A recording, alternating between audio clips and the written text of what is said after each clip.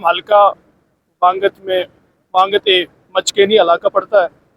इसमें सर सुबह बहुत ही बड़ा हादसा ये हुआ कि हमारे बच्चे स्कूल की तरफ निकले। जब वो यहाँ पहुंचे, क्योंकि हमें एक नाला क्रॉस करना पड़ता है, उस पर जब बच्चे आकर के बैठे हुए थे, जब पब्लिक लोग जो है वो घरों से आए, अब वो भी अपने काम काज के लिए निकले, तो जब उनने देखा कि बच्चे बैठे हुए, तो आकर के देखते हैं वो कि पुल जो हमारा है वो गिरा हुआ है। जब ये हादसे की खबर पूरे इलाके में फैली, तो अब जो है इसमें बुजुर्ग भी हैं, पेशेंट भी हैं, औरतें भी हैं, मजदूर लोग हैं, ये इस दरिया को पार नहीं कर पाए, क्योंकि दरिया का भाव आज जो पानी का है बहुत ज़्यादा है। और इस तरह जो है फिर हमने लोगों से भी अर्ज़ की, और आपकी माध्यम से, आप मीडिया की तरफ से हम आपकी बारगाह में अर्ज़ ये करते हैं कि आला हुकाम तक हमारी ये बात पहुँचे कि हमारे साथ सर इंसाफ हो। छोटा सा एक इलाका है हमारा, जिसमें छोटे छोटे बच्चे, बुजुर्ग रहते हैं, औरतें रहती हैं। और इससे पहले भी एक हादसा जो हमारे साथ हुआ, एक पुल पहला था, वो भी जो है इसी तरह वो भी दरिया में बह गया, वो भी जल के राख हो गया। और आज जो हम देखते हैं तो ये पुल भी हमारा इसी तरह बहा। तो इसलिए आपकी बारगाह में इल्तिजा है, गुजारिश है, रिक्वेस्ट है कि सर ये हमारी बात आला हुकाम तक पहुँचे और हमारे साथ इंसाफ हो। हमारे छोटे छोटे बच्चों की तालीम पे जो है वो असर पड़ रहा है।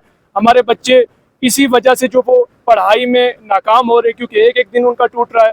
पिछले पुल से भी बहुत सारा नुकसान हुआ, अब ये एक पुल बचा था, ये दूर का मामला तो था, लेकिन इसमें भी हमारे बच्चों की जो तालीम है उस पर असर पड़ रहा है। और हमारे मर्द औरत जो है वो बेचारी जो है, कुछ लोग पेशेंट हैं, वो इस पुल को क्रॉस नहीं कर सकते, क्योंकि हमारा दरिया का बहाव जो है वो बहुत ज़्यादा है। एक ये इलाका पड़ता है छोटा सा सर, ये गरीब इलाका है। हमारी बदकिस्मती है कि वो नहीं आ पाए, या शायद उन तक हमारी बात नहीं पहुंच सकती है। तो आपकी माध्यम से हम ये अर्ज़ करते हैं कि वो भी हमारी ये रिक्वेस्ट को सुने। हम हाथ जोड़ के गुजारिश करते हैं उनसे कि हमारी बात को सुनिए। हमारी आपकी सामने गुजारिश है। देखिए, मैं इस बात पे तबसरा करते हुए ये कहूँगा, एक तो वो दहशतगर्द था जिसने पहलगाम के अंदर 27 जानें ली, और एक वो दहशतगर्द है जिसने यहाँ पे इस मचकनी के इस पुल को जला के हज़ारों की जानें लेने की कोशिश की है। वहाँ तो जानें ले ली और यहाँ जानें लेने की कोशिश की है। दूसरा ये कि इससे पहले जहाँ तक मुझे याद है कि 2 बच्चियाँ इन पुल की ना होने की वजह से वो दरिया में बह गई और उनकी जानें चली गई। तब से लेकर अभी तक शायद 15-16 साल हो गए, अभी तक इंतज़ामिया ने इसकी तरफ तवज्जो नहीं दी कि इस इलाके के रहने वाले ये लोग जो हैं, ये जानवर हैं या इंसान हैं, इनकी तरफ किसी ने तवज्जो नहीं दी। अनफॉर्चुनेट अभी तक जो इंतज़ामिया का रवैया रहा, इनके साथ नाइंसाफ़ी हुई है। तो मैंने आर&बी डिपार्टमेंट के थ्रू एक DPR बनवाया इसी रोड का, और उसका 18 करोड़ रुपए का DPR बना है। वो हमने सबमिट कर दिया और मेरी कोशिश रहेगी कि सेक्रेटरी से उसका भी अप्रूवल आए।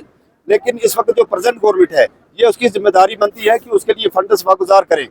जहाँ तक मेरा काम था, मेरे साथी यहाँ से जो मेरे साथ आए, उन्होंने उसका काम पूरा कर दिया और डिपार्टमेंट ने डिस्ट्रिक्ट लेवल पे उसको पास कर दिया है। अब आगे की जिम्मेदारी जो है वो सरकार की है, और मौजूदा सरकार की जिम्मेदारी बनती है कि वो इसको कैसे फॉलो करते हैं। लेकिन आज इस जगह पे जो पुल जलाया गया है, इसमें कोई शक नहीं, जिस आदमी ने ये पुल जलाया कि साजिश के तहत, वो आदमी इस बस्ती का कत्ल भी कर सकता है। एक लिहाज से अगर देखें तो इनका पूरा कत्ल कर दिया हुआ है। इनके घरों में कई बीमार इस वक्त पड़े हैं जो डॉक्टर के पास ये नहीं ले जा सकते।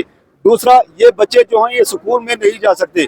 आप मुझे बताइए, तमाम ज़रूरियाती ज़िंदगी से इनको महरूम करके रखा हुआ है। लेकिन मैं MLA साहब से यही गुजारिश करूंगा कि आप अच्छे आदमी, अल्लाह ताला ने उस खानदान से आपको पैदा किया है, हम सारे आपकी कदर करते हैं।